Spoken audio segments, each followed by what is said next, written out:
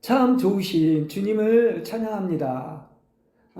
계속해서 영에 속한 사람 27번째 시간으로 계속 전주에 이어 영의 법칙들 두 번째 말씀을 드리겠습니다. 믿는 이가 영의 지각을 알고 영의 법칙들을 알아야 영을 쫓아 행할 수 있습니다. 눈에 보이지 않는 영에 의해 혼과 몸이 지배되는 영적인 생활을 하며 영의 지각 혹은 영의 느낌을 연단해야 하고 또 영의 법칙들을 알아야 영을 쫓아 사는 영적인 사람이 될 수가 있습니다. 우리가 영적이어야 하는 이유는 하나님은 영이시며 사람이 영을 사용하지 않고서는 하나님을 만질 수 없기 때문입니다. 또한 예수 그리스도, 그 십자가에 못 박힌 그리스도를 알기 위해서는 사람의 지혜가 가르친 말로 말하지 않고 오직 성령님께서 가르치신 말씀으로 말을 해야 합니다.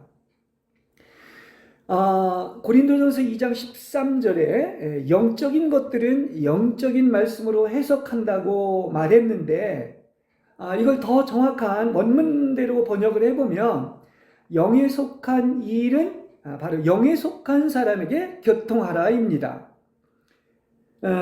하나님의 성령의 일은 오직 영에 속한 사람이어야 하나님과 또 믿는 이와 교통할 수 있고 영적인 판단을 할 수가 있는 것입니다. 그래서 이 그리스도인의 생활에서 날마다 영을 따라 행하는 것보다 더 중요한 것은 없습니다. 그러면 영을 쫓아 행하기 위해서는 전주에 이어 오늘 이야기하고 있는 그 영의 법칙을 필수적으로 알아야 할 것입니다. 왜냐하면 영적 노정에는 이렇게 위험이 존재하고 있는데 사탄은 믿는 이가 영의 기능을 알고 영을 쫓아 행하는 것을 가장 시기합니다. 그러니까 사탄의 목적은 믿는 이가 하나님을 의지함이 없이 혼안에 살면서 이렇게 영을 소멸하게 하면 사탄은 승리한 것이죠. 그러니까 어떻게든지 영 안에 있지 못하게 하는 것입니다. 따라서 우리는 영적인 법칙들을 알아야 하고 또 영이 자신을 다스리는 정상적인 상태에 있어야 언제나 영을 쫓아 살며 승리할 수가 있는 것입니다. 그래서 앞에서 영의 법칙들인 네 가지를 말씀드렸고요. 영의 중압감, 영의 봉쇄, 영의 피해, 영의 침체에 대해 말씀드렸고 이제 이어서 오늘은 영의 부담, 영의 세태, 영의 실제, 영의 상태에 대해서 말씀을 드리겠습니다. 첫째로 영의 부담입니다. 영의 부담은 앞에서 말한 영의 중압감과는 차이가 있습니다. 영의 중압감은 이 사탄에게서 온 것으로 믿는 이의 영을 괴롭히고 억압합니다. 그러나 지금 얘기하는 영의 부담은 하나님에게서 온 것으로 하나님이 지워주신 짐인 것입니다. 이것을 이제 신원서에서는 경고 혹은 묵시라고도 이렇게 번역을 하고 있는데 이것은 하나님이 주신 거룩한 부담으로 바로 하나님의 뜻을 나타내고 믿는 이의 동역을 얻어야 하는 것입니다. 그러니까 영 안의 부담은 이게 하나님이 주신 짐으로서 하나님으로 인해 일하거나 중보기도 하거나 메시지를 전하게 하는 거룩한 부담인 것입니다. 그러니까 이게 분명한 차이점을 알아야 되는 것이 영의 중압감은 원수로 인해 은밀히 기어 들어온 것이고 영의 부담은 영화 안에서 성령님께서 일하신 결과로서 우리 안에 영의 부담이 주어진 것입니다. 그러니까 영의 부담은 하나님이 주신 것이므로 이렇게 우리는 하나님과 함께 멍에를 메고 아주 즐거운 마음으로 이 하나님이 주신 이 거룩한 부담을 순종함으로 말미암아 우리가 이 짐이 덜어지고 가볍게 해야 하는 것이지요. 예. 그러니까 우리가 이 영의 짐, 이것이 영의 부담이 덜어지고 가벼워질수록 우리의 영은 편해지고 자유로워지는 것입니다. 그러니까 하나님의 모든 진실된 이 주님의 일은 먼저 영 안의 부담으로부터 시작되는 것입니다. 이건 하나님이 주신 것입니다. 우리 에레미야, 눈물의 선지자 에레미야를 보면 정말 그는 그 신부의 영성을 가진 정말 복받은 사람이라고 말씀드릴 수가 있는데, 그는 이런 얘기를 에레미야 20장 9절에서 얘기하고 있습니다. 내가 다시는 여호와를 선포하지 아니하며 그 이름으로 말하지 아니하리라 하면 나의 중심이 불붙는 것 같아서 골수에 사무치니 답답하여 견딜 수 없나이다, 이렇게 이야기를 하고 있습니다. 그러니까 하나님의 에레미야에게 주신 이 말씀에 거룩한 부담이 있는데 이것을 내려놓지 않으면 답답해서 견딜 수가 없는 거죠. 이걸 다 부담을 내려놨을 때 자유한 것 아니겠습니까? 예. 하나님은 우리가 이렇게 하나님의 일을 하고 말씀을 말하고 기도하게 하려고 바로 우리의 영 안에 짐인 영의 부담을 주는 것입니다. 그러니까 믿는 이는 영이 자유로워야지만이 하나님에게서 이렇게 부담을 받을 수가 있습니다. 왜냐하면 영이 자유로워야지 성령의 움직임을 느낄 수가 있는 거예요. 만일에 영이 억압받고 동요하고 더러움이 있다면 이렇게 영의 부담을 받을 수가 없습니다. 그런데 많은 때 믿는 이가 하나님에게서 부담을 받고서 부담의 요구대로 행하지 않는다면 이제 영은 고통을 느끼게 되고, 이 부담을 계속해서 내려놓지 아니하면 더 이상 부담을 주지 않고 하나님과 동역할 수가 없는 것입니다. 그러니까 우리가 하나님에게서 부담, 영의 부담을 이렇게 받는다고 하는 것은 복이죠. 왜냐하면 그래야 하나님과 동역하는 것입니다. 예. 그러니까 이렇게 얘기를 할 수가 있습니다.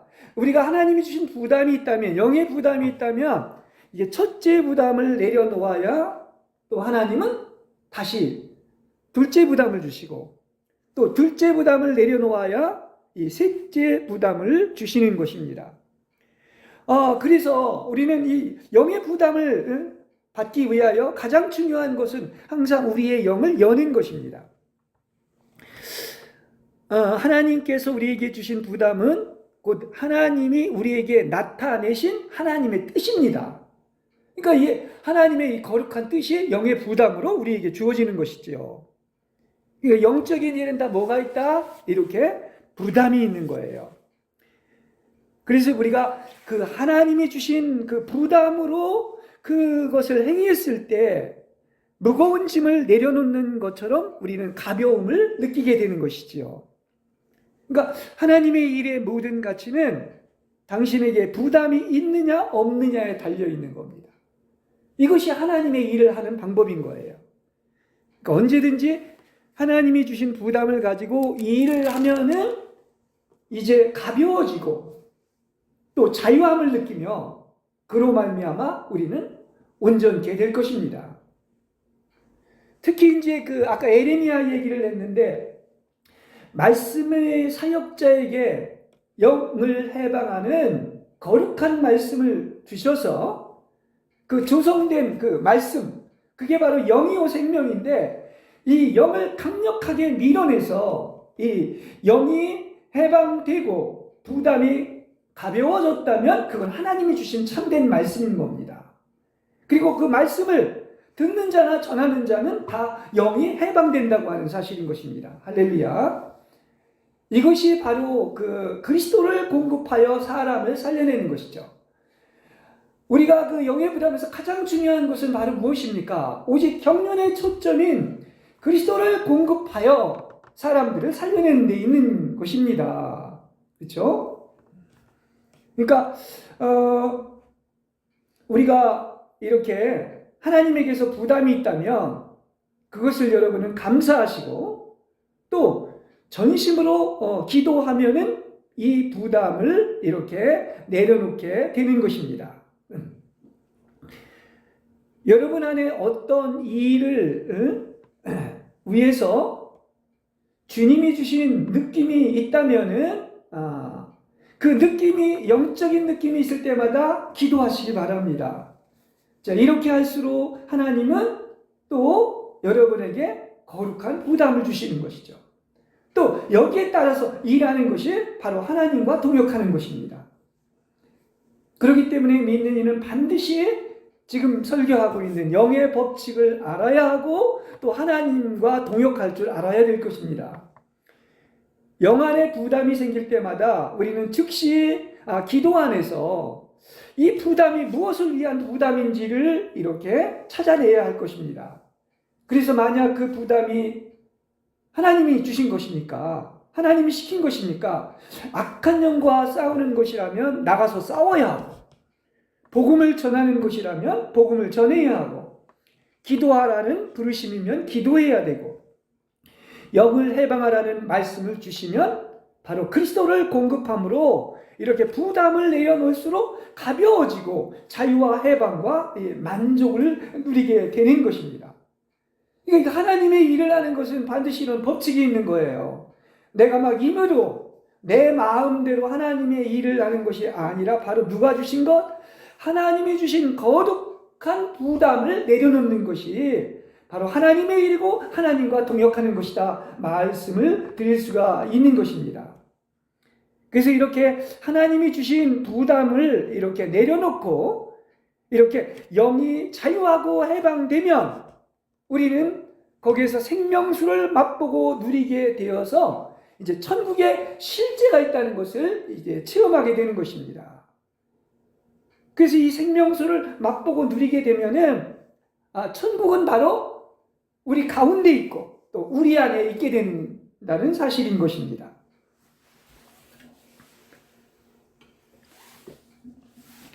자, 그다음 두 번째 영의 쇠퇴입니다. 영의 쇠퇴는 내 안에 있는 그 하나님의 생명과 능력이 조수처럼 빠져나갈 수도 있다는 그런 뜻입니다. 그러니까 우리는 항상 하나님의 생명과 능력으로 강하면 참 좋겠지만은 영적 생명도 가라앉을 때가 있다는 것입니다. 근데 이것은 다 지금 계속 얘기하는 게 영의 얘기죠. 혼의 감각과는 다른 거예요. 영적인 감각이죠. 그래서 믿는 이가 성령의 충만함을 받고 나서 한동안 진보할 수가 있지만은 또 얼마 못 되어 퇴보할 것입니다. 대개 이렇게 하나님으로부터는 그 영 안에서 생명과 능력은 단번에 받은 것이지만 그러나 그 영이 쇠퇴하는 것은 이 점차적으로 영이 쇠퇴했다고 이렇게 느끼게 되는 것입니다. 이것은 영 안에 있어야 될 바로 뭐죠? 기쁨과 능력과 평강을 잃게 하고 하루하루 그를 약화시키고 쇠퇴시키는 것입니다. 그래서 그런 어떤 영의 상태에 이르면 하나님과 교통하는 것도 아무 맛이 없어지고 성경을 읽는 것도 흥미가 없고 마음에 감동을 줄 만한 메시지나 구절도 없는 것 같이 느끼고 또 있더라도 전과 같이 많지 않는 그러한 경험을 하게 됩니다. 또 기도도 고갈되고 무미건조하게 됩니다. 생명도 전과 같이 강건하지가 않고 넘쳐흐르지 않으며 기쁘지도 않아서 모든 것이 다 이렇게 가라앉은 것 같이 그렇게 되어버렸습니다. 본래 그러나 하나님의 생명은 어떤 생명이죠? 그건 영원한 생명이고 그야말로 부활 생명이기 때문에 이건 쇠퇴하지 않고 흐르는 생수와 같이 영원히 흐릅니다. 근데 왜 영의 쇠퇴가 있는 것일까요? 이것은 바로 무엇이냐고 하면, 믿는 이가 자기 생명이 쇠퇴했다고 느낀다면 이것은 그 하나님이 주신 그 생명이 쇠퇴한 것이 아니라 이 생명이 나에게서 멈추고 흐르지 않는다는 것을 이야기하고 있는 것입니다. 그러니까 영의 쇠퇴는 정상적인 게 아니지요. 그러므로 지금의 문제는 영적 생명이 쇠퇴하는 데 있지 않고 어떻게 생명이 정상적으로 넘쳐 흐르게 하느냐에 있는 것입니다. 분명히 하나님의 생명과 능력이 우리 안에 있는데 이게 멈추지 않고 어떻게 하는 것이죠? 그야말로 넘쳐 흐르게 하는 것이 필요하다고 하는 그런 사실인 것입니다. 그러니까 생명의 근원이 우리 믿는 자 안에 있지만은 그러나 지금 막혀 있다는 것을 말을 하고 있는 것입니다. 그러니까 이미 생명은 받았습니다. 그래서 입구는 문제가 없어요. 그런데 출구가 막혔기 때문에 출구가 뚫린다면 생명의 강물은 이렇게 안에서 밖으로 변함없이 넘쳐 흐르게 된다는 그런 사실인 것입니다. 그렇기 때문에 믿는 이에게 필요한 건 뭐죠? 많은 생명이 아니죠. 이미 오셨죠. 우리 안에 계시죠? 그러면 바로 뭐냐? 이게 막히지 않고 출구를 얻어서 더 많은 생명의 넘쳐 흐름이 필요하다는 것입니다. 그러니까 이게 성령의 운하가 돼서 성령이 넘쳐 흐른다. 다시 말하면 생명이 넘쳐 흐른다는 이런 말이지요. 예. 그래서 믿는 이가 자기 영 안에 있는 생명이 쇠퇴한 것 같이 느껴질 때에는 어떤 부분이 막힌 것임을 인식을 해야 되는 것입니다. 아, 그렇구나. 내 안에 있는 생명이 밖으로 흐르지를 못하고 유출하지를 못하고 지금 막혀 있다는 것이죠. 예. 근데 사탄은 이제 그런 걸 가지고서 어떻게 얘기하느냐면, 영성의 퇴보로 여기게 하고, 또 사람들의 눈에 보기에는 당신이 능력을 잃었다고 생각하고, 또 나 자신도 무슨 큰 죄라도 지었다고 생각할 것입니다. 그러나 지금 이 영의 법칙을 알고 나면 실제로는 그렇지 않은 것입니다. 그러니까 그렇게 된 것은 바로 뭐다? 끝없는 강물을 얻을 수 있도록 하나님과 동역하는 법과 하나님의 조건을 이행하는 법을 모르기 때문에 생긴 것을 알 수가 있습니다. 그러니까 우리가 어리석으면 안 되는 거예요. 그래서 이러한 어떤 영의 쇠퇴인 이러한 상황에 이른다면 우리는 즉시 기도하고 또 묵상하며 또 하나님께서 나의 쇠퇴한 원인을 이렇게 알려달라고 이렇게 간구를 해야 될 것입니다. 그럼 하나님께서 반드시 그 원인을 알려주실 것입니다. 예. 그러니까 여러분은 영적 생명이 항상 흐르게 하는 조건을 이행하지 않는 부분이 어디인지 그 쇠퇴한 이유를 찾아내면 하나님께서 알려주시고 정상으로 회복시켜 주시는 것이죠. 그러니까 원인을 안 후에는 즉시 그 근원을 처리하면 되는 것입니다. 자, 영적 생명이 자동적으로 항상 넘쳐 흐르는 것이라고 생각하지 마시기 바랍니다.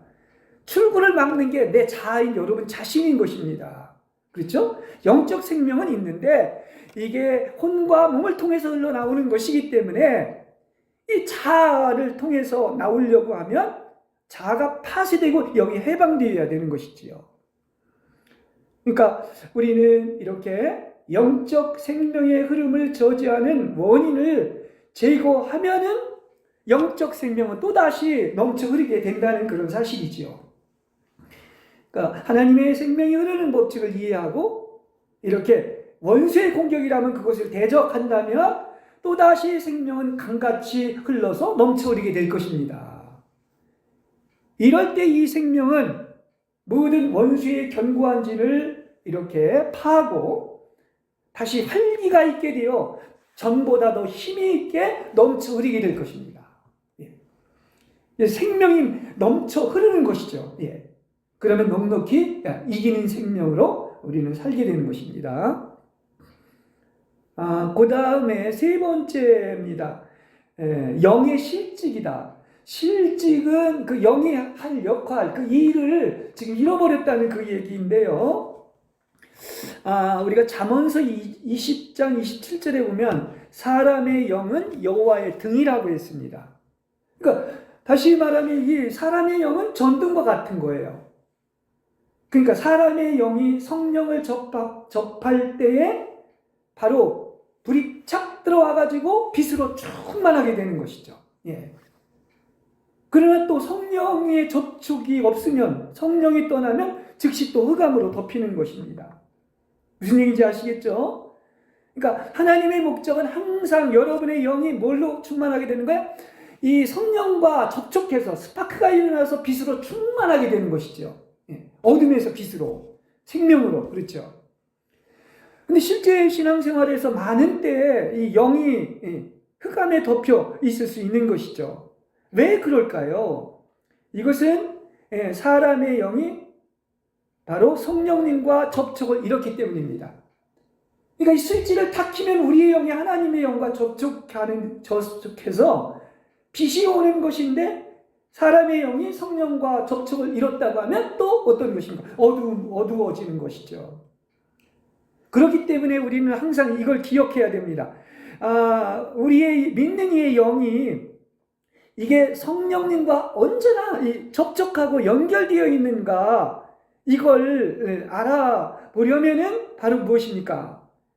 이게 내 안에 지금 내 영에 빛이 있는지 없는지를 보게 되면 아는 것이죠. 그러니까 내 영에 지금 빛이 있다면 지금 영과 성령님이 연결되어 있는 것이고, 빛이 없다면 지금 영과 성령님의 접촉이 끊어진 것을 이야기하고 있는 것입니다. 네. 자, 우리 안에 생명이 있다. 또 다른 말로 하면 내 안에 빛이 있다. 왜냐하면 성령이 나의 영과 접촉하면 빛이 들어온다고 했는데, 그 내 안에 빛이 있다는 것을 어떻게 알 수 있습니까? 예. 여러분, 내 안에 그 빛의 열매로 드러나는 것이 바로 뭐냐면, 정말 그 선과 의와 참된 것에 있습니다. 이건 그 삼위일체 하나님의 어떤 특성을 얘기하고 있는 것인데, 이렇게 빛의 열매로 선과 의와 참된 것이 우리에게 있다는 사실인 것이죠. 네. 또 나아가서 요한복음 1장에 보면 생명은 사람들의 빛이라고 그랬습니다. 그럼 여러분에게 하나님의 생명이 있으면 빛이 있는 것입니다. 또 빛은 바로 뭐냐? 말씀 안에 있는 것입니다. 다시 말하면 이 말씀이 해방되면 그 여러분에게 이렇게 정말 이렇게 어둠에서 빛으로 바뀌는 것처럼, 말씀은 곧 빛이기에 말씀을 듣는 것은 바로 계시로 이렇게 빛을 보게 되는 것이죠. 여러분 속에 빛이 비춰지는 거예요. 그래서 말씀 사역에서 어떤 것입니까? 사역자가 강한 영을 폭발적으로 밀어낼 때 뭡니까? 그야말로 그것이 바로 여러분에게 빛으로 나가서 내가 빛을 얻는 것을 이야기하고 있는 것입니다. 이게 내 안에 지금 빛이 있다는 것을 아는 증거가 된다고 하는 사실인 것입니다. 그리고 성령님은 사람의 영 안에 거하시고, 사람이 성령과 동역하는 것도 바로 오직 그의 영에 의한 것이다. 그게 우리가 이렇게 영이 중요한 것이지요. 그러니까 우리의 영이 비정상적인 상태가 되는 것은 마치 사람의 영이 성령님과의 연결이 끊어지고 빛의 비춤을 잃은 것과 같습니다. 우리가 그야말로 그 성령님과 우리의 영이 접촉하면, 그래서 연결되면 어떻게 되겠습니까? 지금 우리가 이 빛비춤 안에 있게 된 것이죠. 그러므로 믿는 이에게 중요한 것은 뭡니까? 언제나 우리는 성령님과 동역할 수 있도록 자기의 영을 강건하고 또 고요한 상태를 유지하는 거예요. 왜냐? 혼의 영역으로 나오면 접촉이 되질 않지 않습니까? 그러니까 언제나 영 안에서 아주 강건하고 고요한 상태를 유지하면 하나님과의 접촉을 할 수가 있죠. 그러니까 사람의 영이 일부의 불안함에 영향을 받지 않고 흔들리지 않는 조용한 상태를 유지할 때 즉시 우리는 성령님과 접촉할 수 있고 성령님과 동역할 수 있고 어둠이 지배하지를 못하는 것입니다. 그래서 지금까지 말한 여러 가지 이제 영의 상태를 이렇게 말씀을 드렸는데, 이게 다 뭐냐? 우리의 영이 그 책임을 등한시하면 성령님과 동역하지 못한다는 것입니다. 그렇죠? 그래서 제가 이렇게 주제를 뭐라고 이야기를 하고 있습니까? 이렇게 영의 쇠퇴와 이렇게 실직을 얘기한 이유가 여기에 있는 것입니다. 여러분, 성령님과 동행하는 것, 이게 이제 우리의 영의 일이다. 이게 신앙생활이다 했는데, 그 여러분은 지금 누구하고 살고 있습니까? 누구와 함께 살고 누구와 동역하고 있습니까? 우리의 영은 오직 누구와? 성령님과 함께 살고 함께 일하는 것이죠. 만일에 우리의 영이 성령님과 함께 살지 못하고 함께 동역하지 못한다고 하는 것이 지금 제목처럼 뭐죠? 그게 이제 영이 제 일을 못하고 실직했다는 얘기인 겁니다. 그 영이 하나님과 동역해야지, 동역하지 않는다면, 실직했다면 승리할 수가 없는 것이죠. 쉬운 예로, 만일 믿는 이가 아침에 일찍 일어났을 때 마치 자기의 영이 없어진 것 같이 느껴진다면은 그것은 바로 뭡니까? 이제 원수는 그렇게 말할 겁니다. 어제 일을 너무 많이 해서 육신이 피곤하기 때문이라고 이야기할 것입니다. 그러나 우리는 자신의 영을 살핀 후에, 나의 영의 상태를 안 후에, 내가 지금 나의 영이 원수의 공격을 받고 있고 이미 내 영의 역할을 실직했다는 것을 인식해야 되는 것입니다. 이게 영적인 분별이지요. 보십시오. 어제는 영이 왕성한 활동이 있었지만은 또 아침에 일어나 보니까 영이 없는 것 같이 느껴진다면 그것은 바로 원수의 공격이 있거나 아니면 하나님을 바라보지 않고 영 안에 있지 않고 자기를 바라봤기 때문인 것입니다. 생각에 빠졌기 때문인 거예요. 그러므로 믿는 이가 자기의 영의 상태를 살피지 않는다면 그의 영은 실직하여서 하루의 시험을 대적하고 하루의 일과를 힘이 얻게 된다는 사실인 것이죠. 그래서 우리는 어떻습니까? 마땅히 즉각적으로 나의 몸에 그러한 느낌이 있다고 한다면은 이 몸이 영에 영향을 미쳐서는 안 되고 이 사람의 영이 왕성히 활동하며 강건하여 능히 내 몸을 통제해야 한다는 것을 인식해야 될 것입니다. 그는 즉시 영을 원래의 상태대로 회복시켜 달라고 이렇게 주님께 간구해서 항상 우리는 앞으로도 계속 얘기하겠지만 어떻습니까? 비정상적인 것이 아니라 항상 영을 정상적인 상태가 되게 해야 되는 것입니다. 그러니까 아침 일찍부터 그렇게 어제까지는 왕성한 영의 활동이 있었는데 영이 실직했다면은 그런 상태를 정오까지 가져가면 안 되지요. 내버려두면 안 되는 것입니다. 그러니까 믿는 이가 자기의 영이 실직한 것을 깨달았다면 즉각적으로 사탄의 모든 일과 그렇게 된 원인을 거절해야 된다는 사실인 것입니다. 사탄으로부터 왔다면 사탄을 대적하고 의지로 당연히 거절해야 되겠죠. 그래서 언제나 영을 어떤 상태? 아주 정상적이고 강건한 상태에 놓아야 한다고 하는 그런 사실인 것입니다. 참 그런 면에서 보면 성경 얘기는 영 얘기밖에 없어요. 그죠? 하나님은 영이시고 내가 너희에게 이런 말도 영이고 생명이고 하나님은 영이시니 예배도 영으로 드린다고 했습니다. 근데 영을 모르고 성경을 모르고 영적인 세계의 실제를 모른다면 사탄에게 언제나 속기게 되는 겁니다. 이 말을 이렇게 하지만 실제 너무나 많은 것들이 영을 모르고 영의 영역이 있는 게 아니라 이 육체와 혼의 영역이 있는 거예요. 그래서 우리의 영은 언제나 어떻다고요?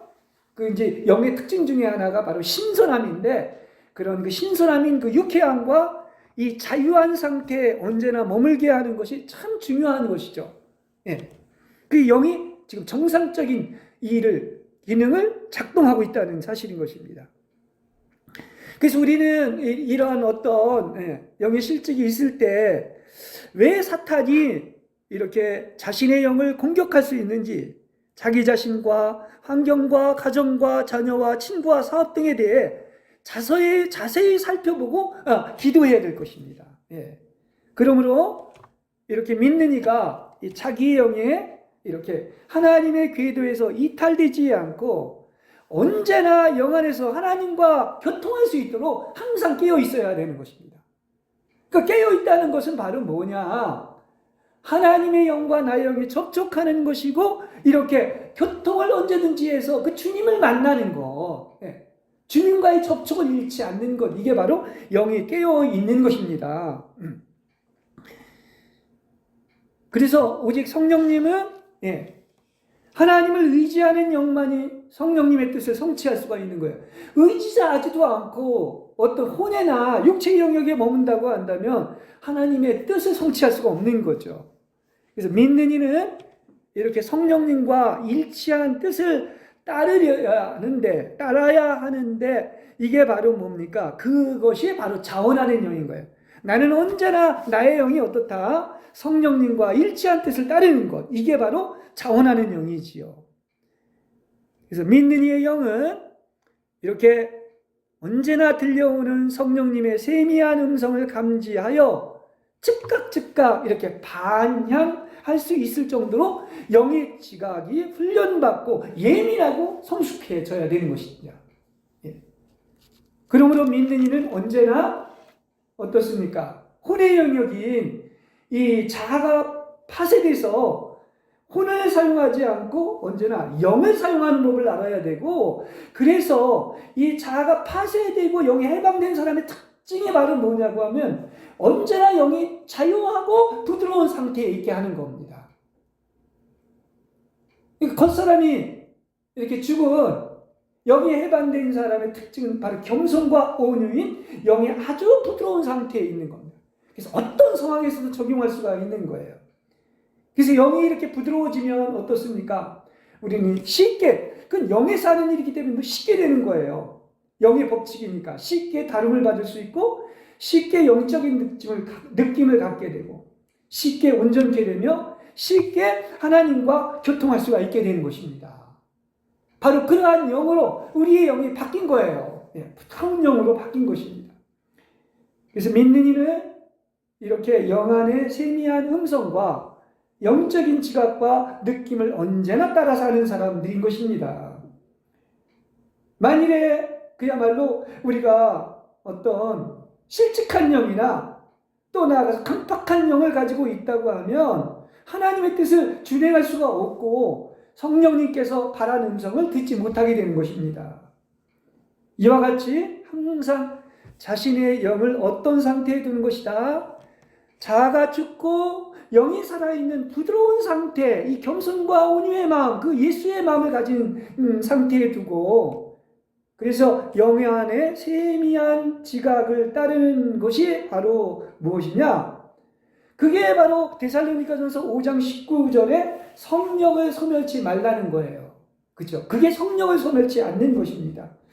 근데 이것을 더 정확히 번역을 한다면 항상 성령의 불이 꺼지면 안 된다는 거예요. 그러니까 성령의 불을 끄지 말라는 얘기인 것입니다. 그렇죠?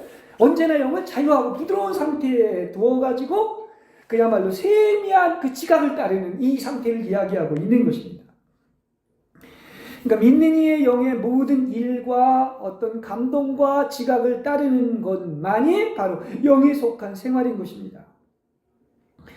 그래서 우리는 이렇게 자신의 영이 실직하지 않고 영이 성령님과 함께하고 동역할 수 있게끔 항상 나의 영을 어떤 상태에 둔다? 단순하고 안정되어 있도록 주의 깊게 지키고 보존해야 될 것입니다. 잠언에 그런 말이 있죠. 잠언 16장 31절에 보면 자기의 영을 다스리는 자는 성을 빼앗는 자보다 낫다, 이런 얘기가 있죠. 겉으로 성을 몇 개를 뺏는 이런 장수보다도 자기의 영을 다스리는 것이 훨씬 낫다는 얘기를 하고 있고요. 또 잠언 4장 23절에 보면 늘 깨어있어 내 마음을 지키라고 했습니다. 왜냐? 이건 이제 마음은 영도 포함하고 있는 것인데 그 마음에서 생명의 근원이 나오기 때문이라고 이렇게 얘기하고 있습니다. 그러니까 여러분은 영과 마음을 언제나 지키고 보존하시길 바랍니다. 그렇죠? 예. 이렇게 영이 훈련받고 부드러워져야 우리는 언제나 하나님과 교통할 수 있고 평안 가운데 있게 되며 그 영을 따라서 행할 수가 있는 거예요. 우리 믿는 자는 언제나 하루 종일 계속해서 그 영을 따라서 행하는 사람들입니다. 육체를 따르는 사람이 아니죠. 혼을 따르는 사람이 아닌 것입니다.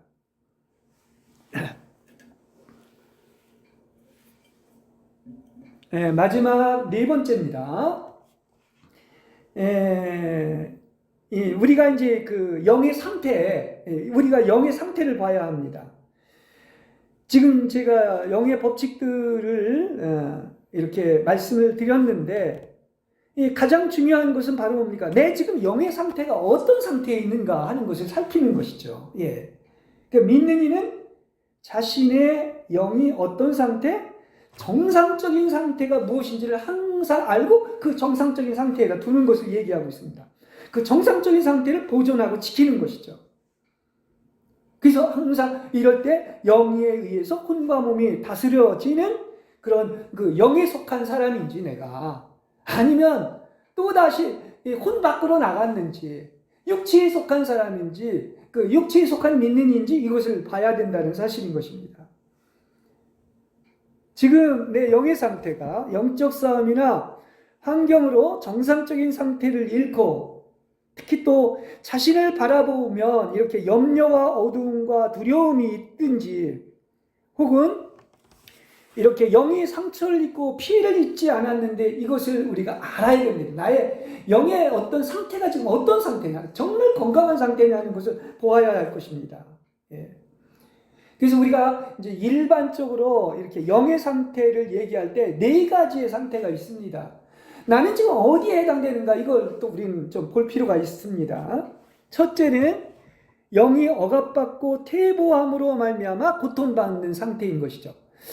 제가 지금 그 8가지의 영의 어떤 법칙들에 대해서 이야기를 하고 있는데, 많은 부분이 자기를 바라보거나 사탄으로부터 온 어떤 영의 억압받고 퇴보함으로 지금 고통받고 있는 상태를 얘기했습니다. 그래서 이것을 알면 즉시 돌이키라고 이렇게 말씀을 드린 것입니다. 그 다음에 두 번째는, 이거 가장 좋은 거죠. 영이 안정되고 강건하여 언제나 정상적인 위치에 처한 것입니다. 또 세 번째는 이 영이 동요하고 과민하게 반응하는 상태가 있는 것이죠. 이것도 정상적이지 못하는 거죠. 그 다음에 네 번째는 영에 문제가 있고 이렇게 죄를 용납하는 그 영의 더러움이 있는 것입니다. 그 죄를 용납하는 그 영에 뭡니까? 더러움이 있어서는 안 된다는 이야기인 것이죠. 고린도후서 7장 1절에 보면 육체와 영의 모든 더러움에서 자신을 깨끗하게 하고 하나님을 두려워하는 가운데 거룩함을 온전히 이루시다, 이렇게 얘기를 하고 있습니다.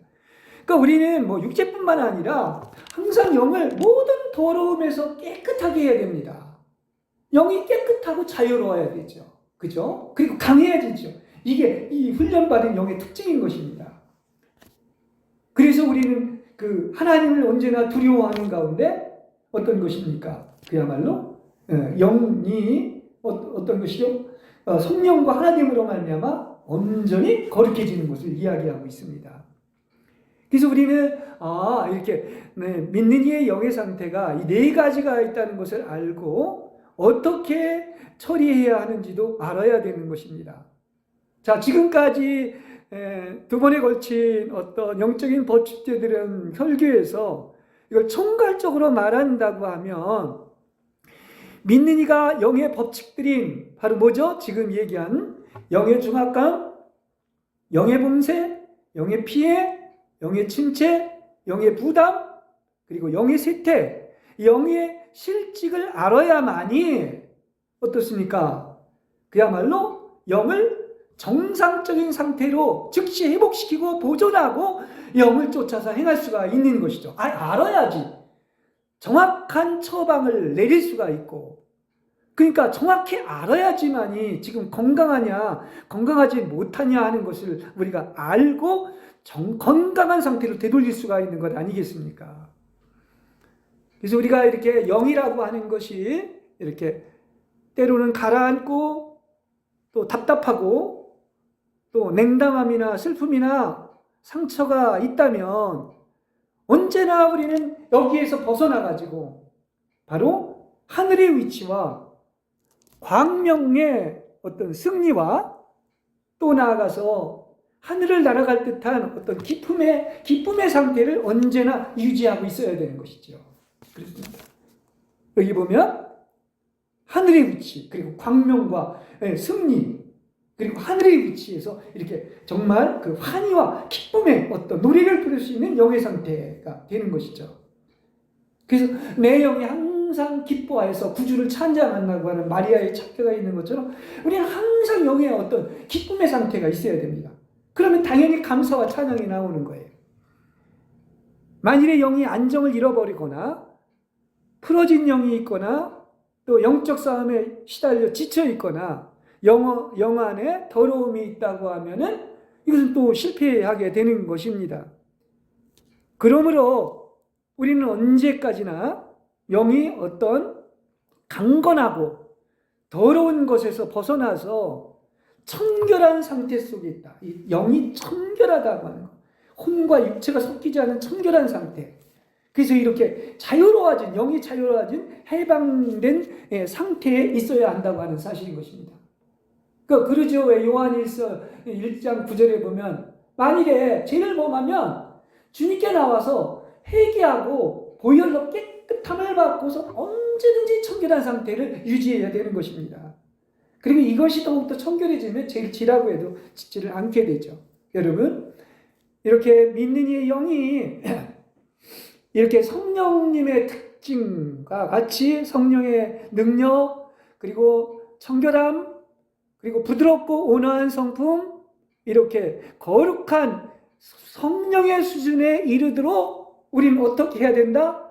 나의 영을 어떤 영의 중압감과 영의 봉쇄와 영의 피해와 영의 침체와 영의 쇠퇴와 영의 실직에서 끌어올려가지고 그야말로 아까 영의 네 가지의 네 가지의 상태가 있다고 했는데 우리의 영을 언제나 안정되고 강건하여 이 정상적인 위치에 처하게 한다면은 우리의 영은 어떻다?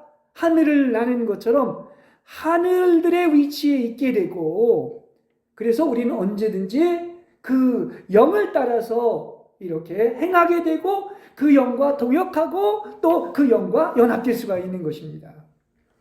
그러니까 우리가 언제나 주의할 것은 뭐다? 그 영이 그만큼 중요하기 때문에 영이 정상적인 상태에 있게 하는 것이다. 이렇게 얘기를 할 수가 있습니다. 이제 앞으로 설교에서 이 얘기가 이렇게 나오겠지만은 이게 다시 한번 반복해서 또 강조를 합니다. 그럼 우리가 도대체 지금 내가 영의 정상적인 상태에 있다는 게 뭐냐? 지금 앞에 영의 법칙들에서는 그 정상적이지 않지 않습니까? 그럼 이제 영의 정상적인 상태는 이렇게 말씀을 드리겠습니다. 바로 통회함. 이거 다 성경에 나오는 것들이에요. 그 다음에 상한 영, 그리고 통회하는 영으로 인하여 떠는 것, 겸손, 가난함, 온유, 영 안에서 불탐, 침착한 영, 기쁨, 두렵지 않음, 안정된 정숙한 영, 신선한 영의 새로움, 거룩한 영, 강건한 영, 연합된 한 영, 은혜로 충만한 영, 또 나아가서 휴거의 영입니다. 이게 다 영 안에서 정상적인 영의 상태를 이야기하고 있는 거예요. 우리의 영인 이곳은 어떤 곳이냐? 바로 하나님이 주신 이 사람의 영은 바로 뭡니까? 빛이 비치는 곳이고, 사람의 영은 여호와의 등이라고 이렇게 얘기를 하고 있는데, 이곳이 바로 새 생명의 소재지요, 빛이 비추는 곳이며 성령님께서 일하시는 곳이요, 하나님과 교통하고 하나님의 뜻을 아는 곳이란 말입니다. 어디를 통해서? 혼이 아니에요. 영을 통해서 그렇다는 거예요. 또한 우리의 영은 성령의 계시를 얻는 곳이고 훈련받고 자라는 곳이며 대적을 이기고 일할 능력을 얻고 이렇게 부활과 승천의 하늘들의 영역의 위치에 있게 하는 곳이 바로 이 영입니다. 그러니까 얼마나 이 사람의 영이 정말로 중요하고 본질과 하나님과 같으며 이렇게 하나님께서 어떻다? 하나님의 영과 우리의 영이 이렇게 접촉하고 만나고 함께하는 것이죠. 바로 이렇게 영이 이러한 안정되고 강건하고 정상적인 상태에서 우리는 바로 비로소 천국의 맛을 보고 누릴 수가 있게 되는 것입니다. 지성소의 삶이 어떤 계시와 교통이 있다고 했는데 이렇게 이게 다 뭡니까? 지성소는 사람이 영에 해당되지 않습니까? 혼이 아니란 말입니다. 그러니까 이렇게 계시와 풍성한 교통과 영의 해방이 있는 곳에서 우리는 이 땅에서도 천국을 누리게 되는 것입니다. 변화산의 체험처럼 주님, 우리가 이 맛을 본 사람들은 그럴 것입니다. 지금 여기 있는 것이 좋습니다. 바로 지금 여기가, 이 자리가 천국이 이루어지고 이렇게 천국이 있기 때문에 우리는 어떻습니까? 언제나 바로 영 안에서 천국을 누리는 여러분 되시기를 주님의 이름으로 간절히 축복합니다.